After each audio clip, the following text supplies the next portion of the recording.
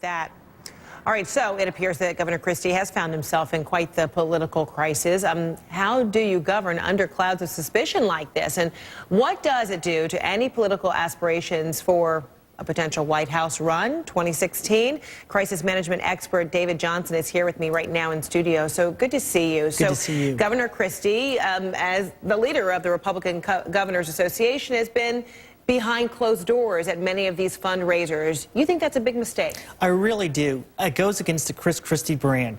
Chris Christie is known for really addressing the issues head on, and he's not doing this in this incident. The other thing is, too, the longer we don't hear from him, these allegations swirl, the more damaging it becomes for Chris Christie and the harder it becomes for him to recover.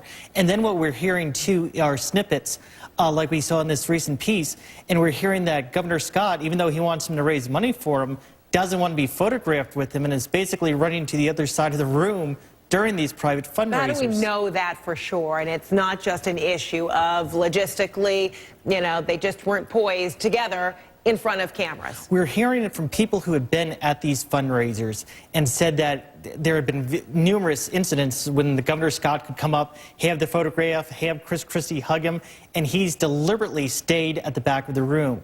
And then we also know, too, Lindsey Graham in South Carolina was going to have Chris Christie come in to campaign for him, raise money. After all these allegations surfaced, Lindsey Scott said no, he's too much of a distraction.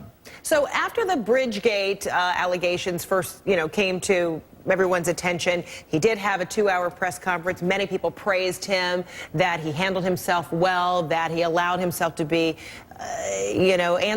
allowed himself to be asked anything and answer anything. But now, as a result of these latest allegations involving the Hoboken mayor, what do you think this governor needs to do? How does he address these latest questions? In what forum? He's dying a death of a thousand cuts with all these scandals coming out. Getting back to the original press conference, yes, he did answer just about everything that was thrown out, except, paraphrasing from Watergate, what did he know and when did he know it?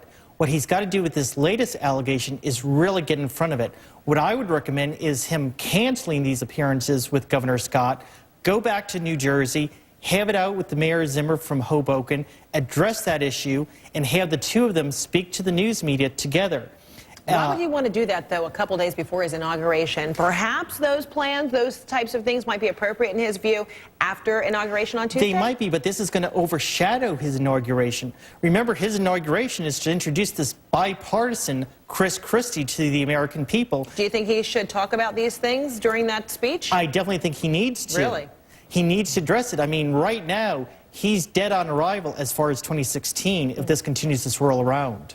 All right, David Johnson, thanks so much. Very fascinating. It's going to be an interesting next few days, if not weeks. It'll be weeks, I think. All right, thanks so much, Thank David. you. Appreciate it.